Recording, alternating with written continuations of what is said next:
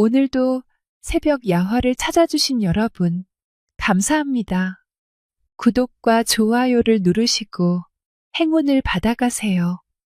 새벽 야화의 재밌는 이야기 시작합니다. 환양년이란 조선시대 병자호란 당시 납치로 청나라로 끌려갔다가 돌아온 여자들을 지칭하는 말이라고 알고 있지만 사실은 환양년이란 욕설에 끼워 맞춰서 억지로 만들어낸 말이었습니다. 애초에 한자어에서는 고향으로 돌아온다는 것을 환양이라고 하지 않습니다. 예외가 있다면 금이환양 정도로 표현됩니다. 만약 실제로 그 여인을 칭하는 단어가 만들어진다면 귀환녀 내지는 귀양녀야 합니다. 정설은 창녀를 뜻하는 중국어 환양이란 말이 우리나라에 전래할 때 중국식 발음인 환양을 차용하였고 굳어진 것으로 보여집니다. 환양이라는 말은 이미 송나라 때부터 기녀, 창기라는 말로 쓰이고 있습니다. 요즘은 많이 쓰이진 않지만 환양년이라는 뜻을 알고 사용하시면 좋겠습니다. 환양년을 주제로 새벽 야화 이야기를 하고자 합니다. 듣기 전 구독, 좋아요 눌러주신다면 이야기를 만들 때 더 큰 힘이 됩니다. 그럼 새벽 야화 시작합니다. 임진왜란과 병자호란으로 피폐해진 조선의 땅은 전쟁이 남긴 상처로 가득하였습니다. 청군에게 끌려갔다가 어렵게 탈출한 화라는 긴 여정을 마치고 고향 마을에 도착하였습니다. 그러나 그녀의 발길이 닿은 곳은 더 이상 그녀를 반기지 않는 낯선 곳이었습니다. 마을 입구에 자리 잡은 돌다리는 그대로였지만 그 위를 지나가는 사람들이 화란을 힐끔거리며 수군거리기 시작하였습니다. 저 여인이 환양년이로구나. 청나라에서 돌아왔다더니 부끄러운 줄도 모르는구먼. 화란은 그들의 시선을 느끼며 고개를 숙였습니다. 그녀의 얼굴은 피곤과 수치로 붉게 달아올랐지만 그녀는 한 발짝도 멈추지 않았습니다. 아버지의 집은 여전히 마을 끝자락에 자리 잡고 있었습니다. 낡은 기와와 금이 간대문은 변하지 않았지만 안에서 들려오는 목소리는 그녀를 긴장하게 만들었습니다. 누구냐? 낯익은 목소리가 대문을 열며 묻습니다. 아버지였습니다. 그러나 그의 얼굴에는 기쁨 대신 경계와 당혹스러움이 서려 있었습니다. 아버지, 저예요. 화란이에요. 그녀의 목소리는 떨리고 있었습니다. 아버지는 잠시 화란을 바라보다 고개를 저으며 문을 닫아버렸습니다. 너 같은 자식을 낳은 적 없다. 돌아가거라. 그 단호한 말은 화란의 가슴에 비수가 되어 꽂혔습니다. 화란은 대문 앞에 주저앉아 손으로 얼굴을 가렸습니다. 고향으로 돌아오면 다시 예전의 삶을 찾을 수 있으리라 기대했지만 현실은 그녀가 예상한 것보다 훨씬 가혹하였습니다. 그녀는 잠시 주저하다가 일어섰습니다. 마을 사람들의 시선은 여전히 따가웠고 그녀는 결국 마을 외곽에 있는 빈 초가집으로 향하였습니다. 그곳은 그녀의 어린 시절 친구였던 옥난이 살던 집이었습니다. 그러나 옥난도 이미 마을을 떠난 지 오래였습니다. 방 안은 먼지가 가득하였고 바람에 문이 삐걱거리는 소리만이 들릴 뿐이었습니다. 화라는 바닥에 무릎을 꿇고 조용히 흐느끼기 시작하였습니다. 그녀는 이곳에서 다시 삶을 시작해야 할지도 모른다는 생각에 그동안 억눌러온 눈물을 흘렸습니다. 그녀의 마음속에는 희미한 희망의 불씨가 남아 있었습니다. 더 이상 과거에 얽매이지 않고 새로운 삶을 살아야 한다는 결심이 그녀를 다시 일어서게 만들었습니다. 화라는 마을 외곽의 작은 초가집에서 홀로 지내는 삶에 점차 익숙해지고 있었습니다. 매일 새벽 우물가로 나가 물을 깃고 산에서 나무를 하며 하루를 보냈지만 사람들의 시선은 여전히 따가웠습니다. 그녀가 우물가를 지날 때면 마을 사람들은 고개를 돌리거나 힐끔거리며 속삭였습니다. 저 여인이 청나라에서 돌아온 환양년이라지. 얼굴을 들고 다니는 꼴을 보니 참 뻔뻔하기 그지없네 그려. 화라는 고개를 숙이며 그들의 시선을 피했습니다. 그러나 마음속 깊은 곳에서는 고향으로 돌아온 자신을 받아주지 않는 현실에 대한 서운함이 차올랐습니다. 그녀는 이를 악물며 자신을 다잡았습니다. 이렇게 주저앉을 순 없어. 내가 살아남기 위해 스스로 버팀목이 되어야 해. 그러던 어느 날 화란이 물을 뜨기 위해 우물가로 간 아침이었습니다. 그녀가 무거운 물동이를 들고 있던 순간 낯선 목소리가 그녀를 불렀습니다. 그거 무겁지 않습니까? 제가 도와드릴게요. 화란이 고개를 돌리자 한 청년이 웃으며 다가오고 있었습니다. 그는 훤칠한 키와 따뜻한 눈빛을 가진 사람이었습니다. 화란은 순간 당황하며 물동이를 꼭 붙잡았습니다. 아니에요. 제가 할 수 있습니다. 그러나 청년은 고집스럽게 물동이를 받아들었습니다. 이렇게 무거운 걸 혼자서 옮기다니 쉬운 일이 아니겠어요. 저도 일을 하러 온 길이니 도와드리는 게 시간 낭비는 아닙니다. 그가 물동이를 들어 우물 옆에 놓는 동안 화란은 그를 가만히 바라보았습니다. 청년은 마치 화란이 낙인을 지닌 사람이 아니라 평범한 이웃처럼 대해주고 있었습니다. 저는 준호라고 합니다. 장사를 하러 이 마을에 왔어요. 그런데 우물가에서 이렇게 고생하는 분을 보니 그냥 지나칠 수가 없더군요. 화란은 그의 호의를 경계하면서도 어쩐지 마음이 따뜻해지는 것을 느꼈습니다. 고맙습니다. 전 화란이라고 합니다. 그날 이후 준호는 화란과 우연히 마주칠 때마다 인사를 건네고 작은 도움을 주었습니다. 그가 마을 장터에서 물건을 팔 때 화란이 나무를 팔러 나오면 두 사람은 짧게나마 이야기를 나누곤 했습니다. 어느 날 준호는 장터에서 화란의 나무를 사며 말했습니다. 이 나무는 참 신선하네요. 혼자서 가꾸시는 겁니까? 화란은 고개를 끄덕이며 조용히 대답했습니다. 네, 집에서 작은 텃밭을 가꾸고 있어요. 큰 수익은 없지만 그럭저럭 살아갈 수 있을 만큼은 나온답니다. 준호는 그녀의 말을 듣고 진지한 표정으로 말했습니다. 혼자 사시는 건 많이 힘드실 텐데 그래도 꿋꿋이 버티고 계시는군요. 대단합니다. 화란은 그의 진심 어린 말에 잠시 눈길을 피하며 웃음을 머금었습니다. 사람은 어떻게든 살아야 하니까요. 며칠 뒤 준호는 시장 한쪽에서 화란이 마을 사람들에게 나무를 파는 모습을 지켜보았습니다. 그들의 시선 속에는 경멸과 불신이 깃들어 있었지만 화란은 굴하지 않고 정직하게 자신을 지키고 있었습니다. 준호는 그날 저녁 화란의 초가집을 찾아갔습니다. 그녀는 갑작스러운 방문에 놀라며 물었습니다. 여기까지 어떻게, 무슨 일이시죠? 준호는 가방에서 작은 보따리를 꺼내 그녀에게 건네며 말했습니다. 장터에서 이것저것 좋아 보이는 것들이 있어 사보았습니다. 혼자 지내시는데 필요한 물건 같아서요. 보따리 안에는 소금, 말린 곡식 그리고 작은 비단 조각이 있었습니다. 화란은 놀라며 고개를 저었습니다. 이런 걸 받을 수는 없어요. 저에겐 너무 과분합니다. 준호는 미소를 지으며 대답했습니다. 제 마음입니다. 힘들어 하시는 걸 보면서 아무것도 하지 않는 건 제 양심이 허락하지 않네요. 화란은 그의 따뜻한 마음에 눈시울이 뜨거워졌습니다. 그러나 그녀는 곧 경계심을 드러내며 조심스럽게 말했습니다. 준호님, 제가 어떤 사람인지 잘 아시잖아요. 저와 가까이 지내면 당신에게도 해가 될 겁니다. 준호는 잠시 침묵하더니 단호하게 대답했습니다. 저는 그런 시선에 신경 쓰지 않습니다. 화란님이 어떤 삶을 살아왔든 지금 눈앞에 있는 화란님은 제가 돕고 싶은 사람일 뿐입니다.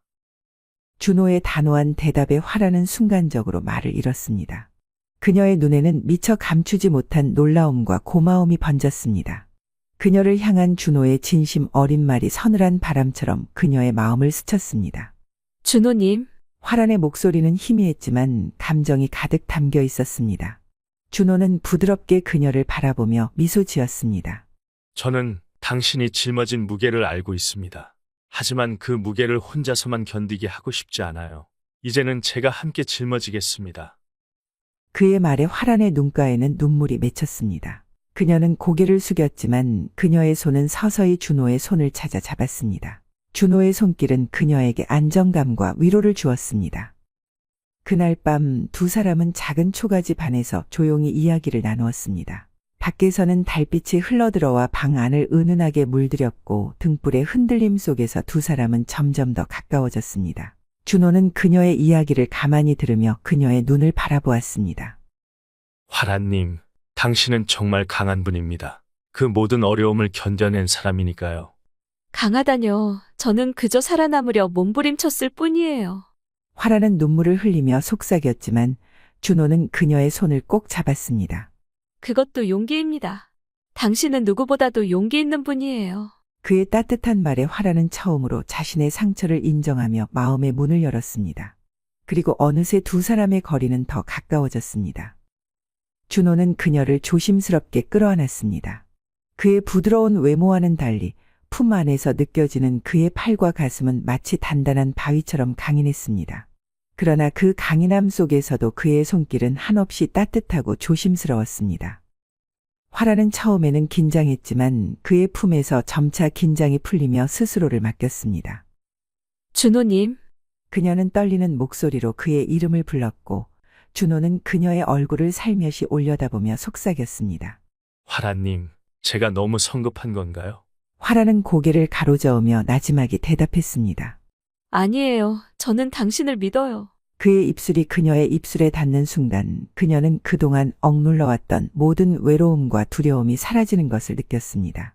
그의 입맞춤은 따뜻하고도 강렬했습니다. 준호의 손이 그녀의 어깨에서 천천히 허리를 감싸자 그녀는 그의 품에 완전히 몸을 맡겼습니다. 그의 근육은 마치 성난 파도처럼 느껴졌지만 동시에 그녀를 보호해 줄 거라는 믿음을 주었습니다. 그날 밤 그의 강렬한 존재감과 그녀를 향한 부드러운 손길은 화란의 마음속 깊은 곳까지 스며들었습니다. 오랜 시간 동안 이어진 그들의 밤은 화란에게 새로운 안식처를 주었고 그녀는 그의 품에서 자신도 모르게 의지하게 되었습니다. 화라님, 준호는 그녀를 부드럽게 바라보며 속삭였습니다. 저는 당신을 위해 무엇이든 할 준비가 되어 있습니다. 당신이 원한다면 제가 당신 곁에 머물겠습니다. 화라는 그의 말에 고개를 끄덕이며 작게 웃었습니다. 준호님, 당신과 함께라면 저는 더 이상 두렵지 않아요. 그들의 밤은 깊어갔고 달빛은 두 사람을 감싸며 그들의 사랑을 지켜보는 듯했습니다. 그렇게 두 사람은 서로의 마음속에 더 깊이 자리 잡으며 서로를 향한 믿음과 사랑을 확고히 하게 되었습니다. 그의 말은 화란의 마음을 강하게 울렸습니다. 그녀는 잠시 아무 말도 하지 못했지만 그날 이후 준호를 대하는 태도가 조금씩 달라졌습니다. 준호와 화란은 점차 서로에게 의지하며 가까워졌습니다. 준호는 화란의 삶의 작은 빛이 되어 주었고 화란은 오랜만에 누군가와 함께 웃을 수 있었습니다. 그러나 그들의 관계는 여전히 마을 사람들의 비난과 편견 속에서 위태로웠습니다. 저 장사꾼도 정신이 나갔군. 환양년이랑 어울리다니. 둘이 밤마다 몰래 만나고 다니는 거 아니야? 이러한 소문이 퍼질수록 화란은 다시 준호와의 관계를 고민하게 되었습니다. 그녀는 준호를 지키기 위해 스스로 그의 곁에서 물러서야 할지도 모른다고 생각했지만 준호는 그런 그녀의 마음을 눈치채고 단호히 말했습니다. 화란 씨, 이제 다른 사람들 말 때문에 물러서지 마세요. 우리가 함께 싸울 수 있다면 그들의 시선도 결국 달라질 겁니다. 그의 말은 화란의 가슴에 작은 희망의 불씨를 피워주었습니다. 화란은 비로소 준호의 손을 잡으며 작은 목소리로 대답했습니다. 고맙습니다, 준호님. 저도 이제 두렵지 않아요. 달빛이 조용히 초가집의 마당을 비추고 있었습니다. 바람에 흔들리는 대나무 소리가 은은하게 들려오는 밤, 화란과 준호는 나란히 서 있었습니다. 준호는 그녀의 손을 살며시 잡으며 미소 지었습니다. 화란 씨, 달빛 아래서 보니 더 아름다우십니다. 당신이 이렇게 환하게 웃으시는 걸 보니 제 마음도 따뜻해지네요. 화란은 그의 말에 얼굴을 붉히며 작게 웃었습니다. 준호님, 이렇게 말해주시는 건 좋지만 너무 과분한 말 같아요. 저는 그저 살아남으려 애쓰는 사람일 뿐인데요. 준호는 천천히 그녀의 손을 잡았습니다. 그의 손길은 따뜻하고 부드러웠습니다. 살아남으려 애쓴 것이라니요. 화란님이 얼마나 용기 있는 분인지 제가 알아요. 당신이 이렇게 웃는 모습을 지켜보고 싶습니다. 그리고 당신이 행복해지길 바랍니다. 화란은 그제야 고개를 들어 준호를 바라보았습니다. 그의 진심 어린 눈빛이 그녀의 마음을 흔들었습니다. 순간 준호가 천천히 몸을 기울이며 그녀의 얼굴을 가까이 바라보았습니다. 그들의 입술이 닿은 순간 세상은 멈춘 듯 조용해졌습니다. 화라는 처음에는 놀랐지만 곧 그의 따뜻한 입맞춤에 몸을 맡겼습니다. 두 사람은 서로의 숨소리를 느끼며 오래된 슬픔과 외로움을 하나씩 떨쳐내는 듯했습니다. 준호는 그녀를 조심스럽게 끌어안았습니다. 화라는 그의 품 안에서 안정감을 느꼈고 그녀의 두 손은 자연스럽게 그의 어깨를 감쌌습니다. 화란님, 준호는 나지막한 목소리로 속삭였습니다. 저는 이 순간이 영원했으면 좋겠습니다. 화라는 그의 목소리에 미소를 지으며 대답했습니다. 저도 그래요. 준호님이 제 옆에 있다면 저는 어떤 시련도 견딜 수 있을 것 같아요. 그 밤 두 사람은 서로를 감싸 안으며 조용히 이야기를 나누었습니다. 세상으로부터의 상처와 외면받은 기억들을 나누며 그들의 마음은 점점 하나가 되었습니다. 화라는 준호의 손길에서 위로와 사랑을 느꼈고 준호는 화란의 미소에서 희망과 삶의 이유를 발견했습니다. 달빛 아래에서 두 사람의 그림자가 하나로 합쳐졌습니다. 어둠 속에서도 따뜻했던 그들의 사랑은 그날 밤 운명처럼 서로를 완전히 받아들이게 만들었습니다. 그러나 그들의 행복이 오래 지속되지는 않았습니다. 며칠 후 장터에서 퍼진 소문은 준호와 화란의 관계를 더 이상 숨길 수 없게 만들었습니다. 저 장사꾼이 환양년과 함께 살림을 차리려나 봐. 그렇게 선해 보이더니 결국 잘못된 길로 빠져드는구먼. 소문은 순식간에 마을을 뒤덮었고 준호의 거래 상대들마저 그를 의심의 눈초리로 보기 시작했습니다. 장터에서 물건을 팔던 상인이 준호에게 차갑게 말했습니다. 화랑 같은 여자와 엮이면 당신도 결국 우리와는 다른 사람이 되는 거야.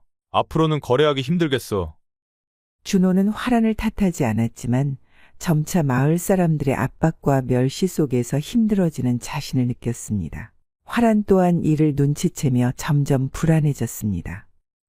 준호님, 이건 다 제 탓이에요. 저 때문에.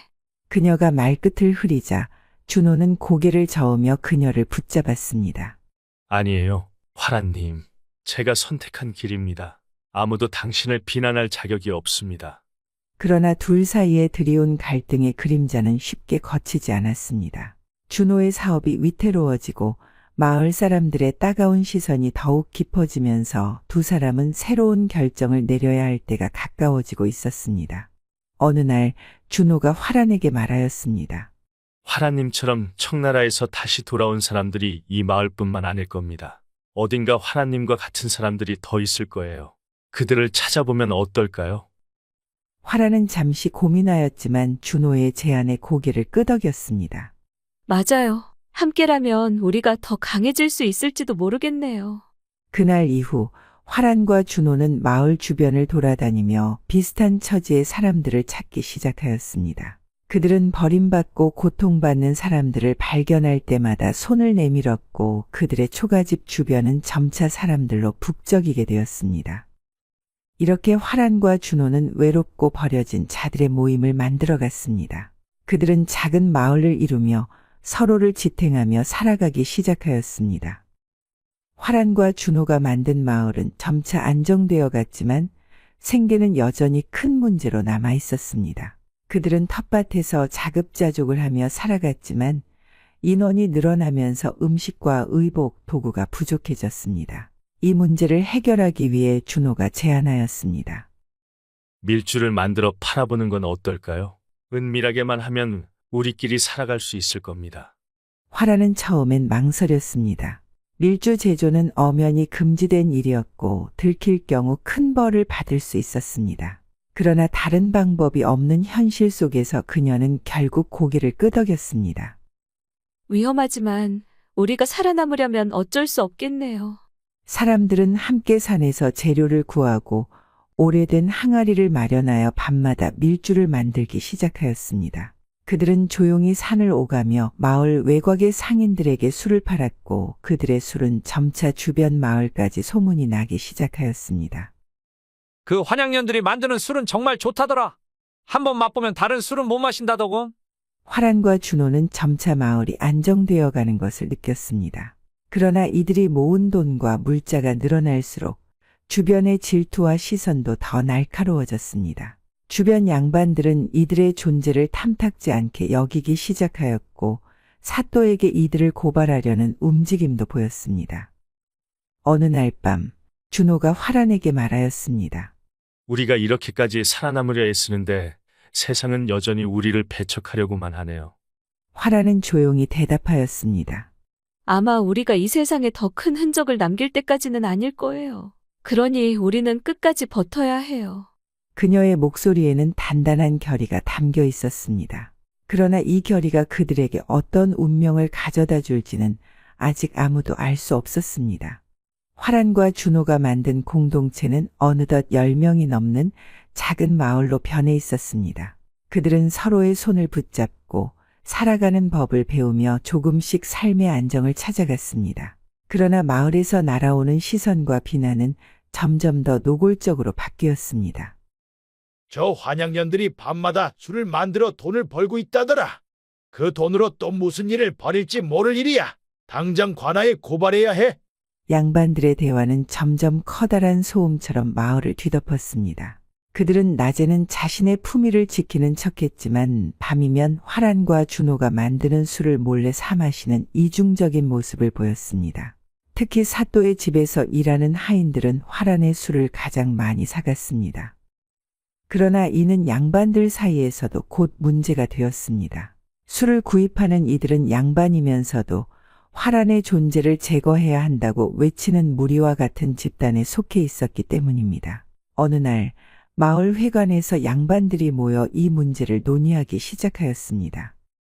이런 식으로 환양녀들과 그 장사꾼을 방치했다가는 마을의 질서가 완전히 무너질 것이오. 그렇소.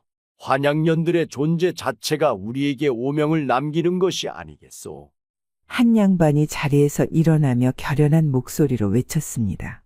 관아에 고발합시다. 사또께서 직접 나서서 그들을 처벌하도록 해야 하오. 그들은 곧 사또를 찾아갔습니다. 사또는 양반들의 말을 듣고 의아한 표정을 지었지만 그들 중 한 사람이 힘주어 말하자 고개를 끄덕였습니다. 그들이 만든 술이 마을에 해를 끼친다면 내가 그들을 직접 신문하겠소. 그날 오후 사또는 화란과 준호를 불러들였습니다. 관아 앞에는 이미 양반들과 마을 사람들이 모여 있었습니다.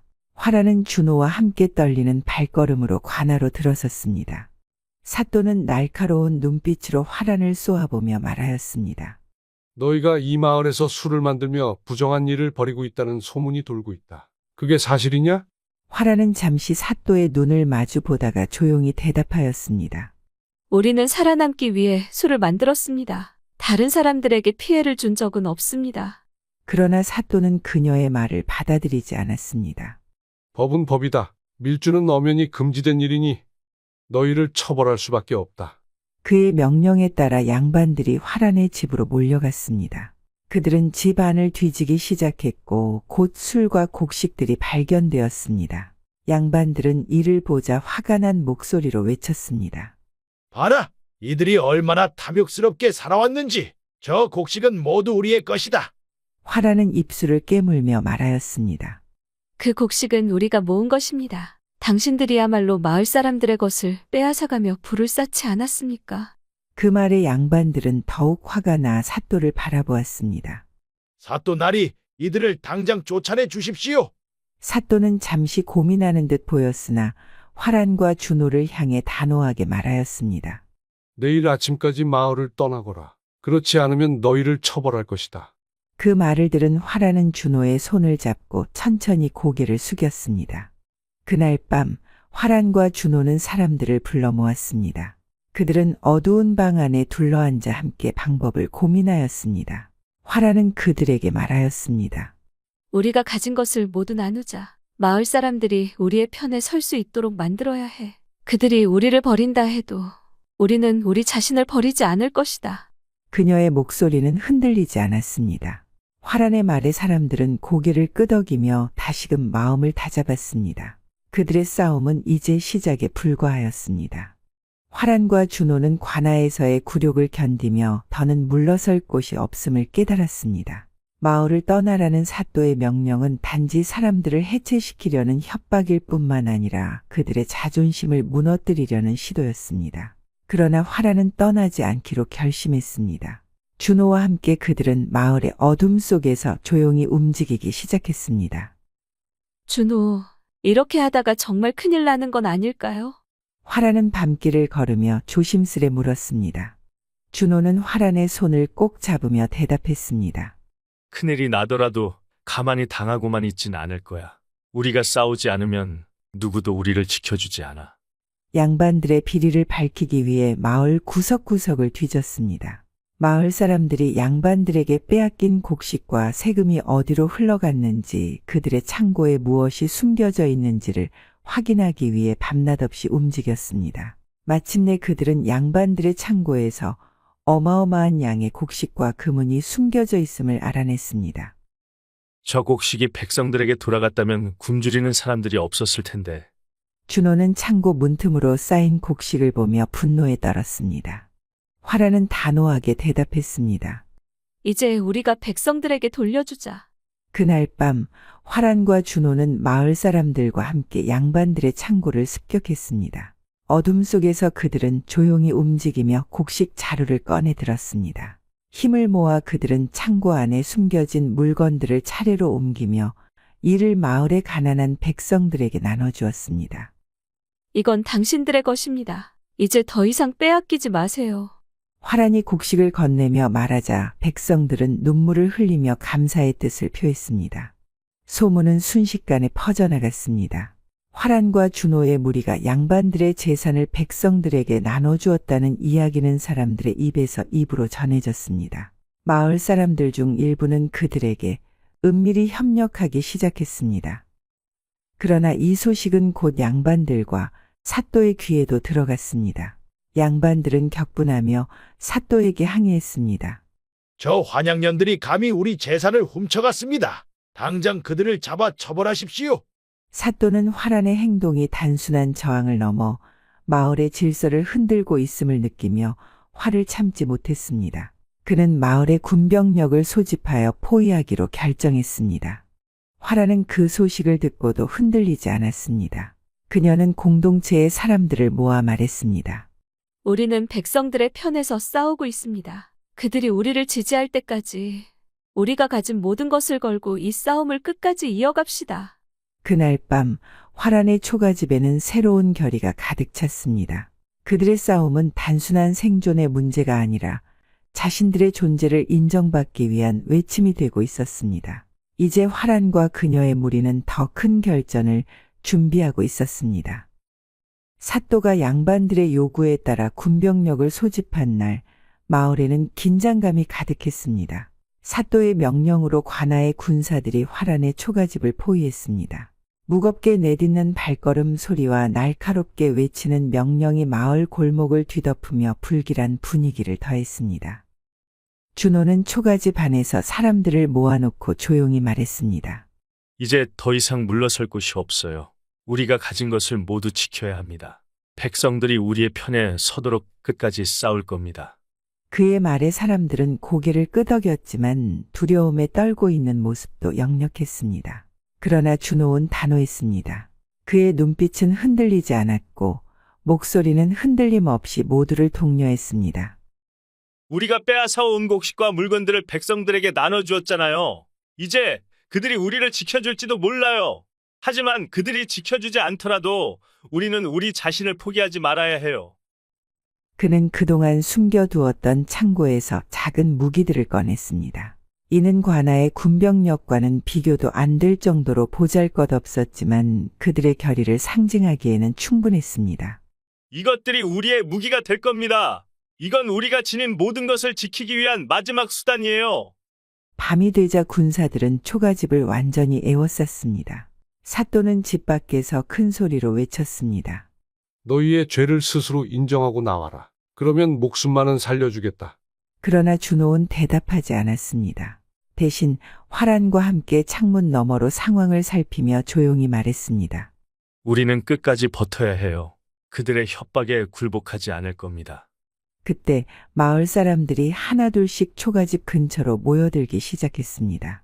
그들은 곡식을 나누어 받았던 일을 떠올리며 용기를 내고 있었습니다. 백성 중 한 사람이 군사들 앞에 서서 외쳤습니다. 이 사람들은 우리를 도와줬습니다. 왜 이런 사람들을 잡아가려 하는 겁니까?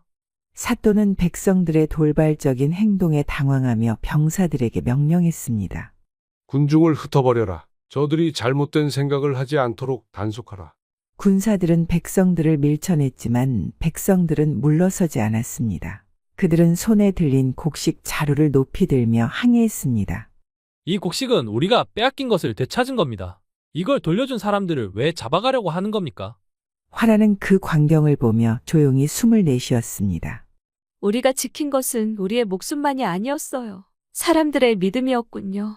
그러나 사또는 이에 굴하지 않았습니다. 그는 화란과 준호를 완전히 없애기 위해 초가집에 불을 지르겠다고 위협했습니다. 내가 나오지 않는다면 이 집을 태워버리겠다. 모두 죽게 될 것이다. 화라는 순간적으로 준호와 눈을 마주쳤습니다. 그녀는 준호의 손을 꼭 잡고 말했습니다. 이제 우리가 나설 때야. 우리가 직접 이 상황을 끝내야 해요. 화라는 준호와 함께 문을 열고 밖으로 나갔습니다. 군사들은 긴장하며 그녀를 애워쌌지만 그녀는 백성들을 향해 큰 소리로 외쳤습니다. 우리는 이곳에서 우리 모두를 위해 싸웠습니다. 이제 여러분이 우리와 함께 싸울 차례입니다. 우리가 함께하면 이 싸움에서 질 이유가 없습니다. 백성들은 그녀의 말을 듣고 용기를 내기 시작했습니다. 그들은 군사들과 맞서기 위해 서로 손에 돌멩이를 들고 목소리를 높였습니다. 군사들은 백성들의 돌발적인 행동에 혼란에 빠졌습니다. 사또는 이 상황을 통제할 수 없음을 깨닫고 소리를 질렀습니다. 모두 해산하지 못하겠느냐? 이건 명령이다. 그러나 백성들의 함성은 더 커져만 갔고 화라는 마침내 미소를 지었습니다. 이제 우리가 이겼습니다. 우리의 목소리를 빼앗아 가지는 못할 겁니다. 군사들은 점점 더 동요하기 시작했고 사또는 결국 후퇴를 명령할 수밖에 없었습니다. 화란의 초가집 앞에는 승리의 환호가 울려 퍼졌습니다. 그러나 이 승리는 끝이 아니라 더 큰 싸움의 시작임을 화란은 알고 있었습니다. 이렇게 물러선다고 끝이 아니야. 그들은 분명 더 큰 병력을 모아 우리를 없애려 할 거야. 화라는 준호와 공동체 사람들에게 말하며 결의를 다졌습니다. 우리가 먼저 움직여야 해. 이대로 있으면 더 큰 위기에 빠질 거야. 그날 밤 화라는 마을 사람들과 함께 다시 모였습니다. 준호가 조용히 물었습니다. 이제 어떻게 해야 할까요? 다음엔 더 큰 군사가 올 텐데. 화라는 잠시 생각하다가 대답했습니다.